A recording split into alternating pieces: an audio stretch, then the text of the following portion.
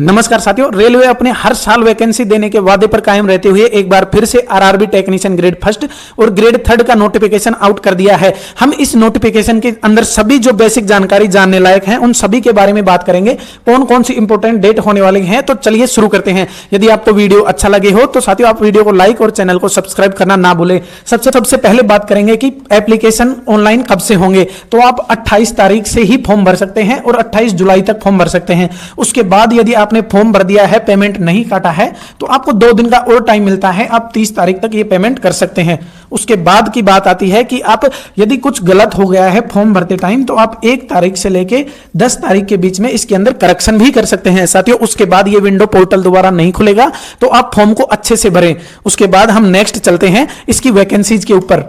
साथियों इसकी वैकेंसीज 2025 की और 2024 की हम तुलना करेंगे। 2024 के अंदर ये वैकेंसी 14,298 रही थी, लेकिन अब की बार ये ग्रेड थर्ड की वैकेंसी 6,055 है और ग्रेड फर्स्ट की 183 वैकेंसी है मात्र। लेकिन साथियों ये डाटा हम आरआरबी के एक डाटा से कैलकुलेट करते हैं, तो इस डाटा में मिसिंग आती है। तो इसका मतलब है कि ये पोस्ट और बढ़ने वाली है। तो आप ये सोच के तैयारी ना करें कि आपको 6,000 ही पोस्ट देखने को मिलेंगी, पोस्ट आगे भी बढ़ेंगी।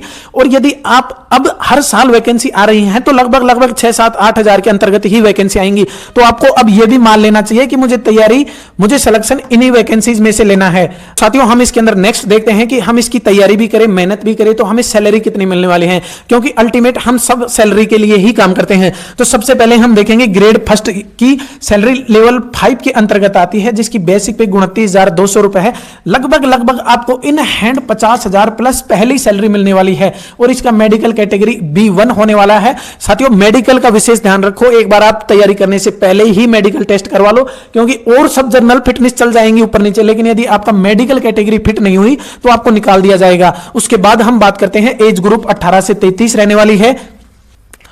अब हम देखते हैं टेक्नीशियन ग्रेड थर्ड जो कि लेवल 2 के अंतर्गत आता है, जिसका बेसिक पे 19,900 रुपए है। इसके अंदर भी साथियों लगभग आपको इन हैंड सैलरी 40,000 प्लस मिलने वाली है। और मेडिकल कैटेगरी आप एक बार नोटिफिकेशन पूरे को पढ़ेंगे तो आपको पता लग जाएगा। हर पोस्ट के लिए अलग अलग मेडिकल कैटेगरीज रखी गई है, जिसकी 6,055 पोस्ट है। 18 से 30 इसके अंदर एज ग्रुप रखा गया है। उसके बाद हम देखते हैं कि इसके अंदर एज के अंदर को कितनी छूट मिल रही है। साथियों SC ST के लिए 5 साल की छूट मिलने वाली है और OBC के लिए आपको 3 साल की छूट मिलने वाली है। यदि आप 33-5-38 साल भी हो रही है आपकी उम्र, तो भी आप इसके लिए एलिजिबल हैं। और इसके लिए आपकी उम्र 35 साल हो रही है तो भी आप एलिजिबल हैं। लेकिन शर्त यह है कि आप SC ST से ही होने चाहिए। OBC के अंदर मात्र 3 साल की छूट दी गई है। साथियों ये भी बहुत है। उसके बाद हम बात करते हैं कि फॉर्म भरते टाइम हमें कितना पैसा खर्च करना होगा। साथियों आपको फॉर्म भरते टाइम तो 500 रुपए खर्च करने होंगे, लेकिन बाद में रेलवे बोल रहा है कि आपको 400 रुपए रिफंड कर दिया जाएगा जब आप फर्स्ट CBT 1 के अंदर एप्लीकेबल हो जाएंगे, यानी CBT 1 का एग्जाम दे लेंगे तो आपको 400 रुपए वापस दे दिया जाएगा। लेकिन ध्यान रहे साथियों, आप अपना चालान कटवाते टाइम आप अपने बैंक अकाउंट से ही चालान कटवाएं, ई-मित्र के बैंक अकाउंट से चालान ना कटवाएं, क्योंकि ये पैसे फिर रिफंड भी उसी के अकाउंट में होंगे। हालांकि बहुत टाइम बाद रिफंड होते हैं, तब इनकी आवश्यकता भी नहीं रहती। कम से कम 1-2 साल लग जाते हैं पैसे रिफंड होने में। उसके बाद हम आगे बात करते हैं इसके सिलेबस के बारे में। साथियों सबसे इंपॉर्टेंट चीज होती है हर डिपार्टमेंट के अंदर सिलेबस। यदि कितनी भी हम मोटिवेशन ले लें, जब तक हमारा सिलेबस क्लियर नहीं होगा तब तक सिलेक्शन नहीं होगा। तो सबसे पहले हम बात करते हैं सिलेबस के अंदर 100 क्वेश्चंस आने वाले हैं और 100 ही नंबर के रहने वाले हैं।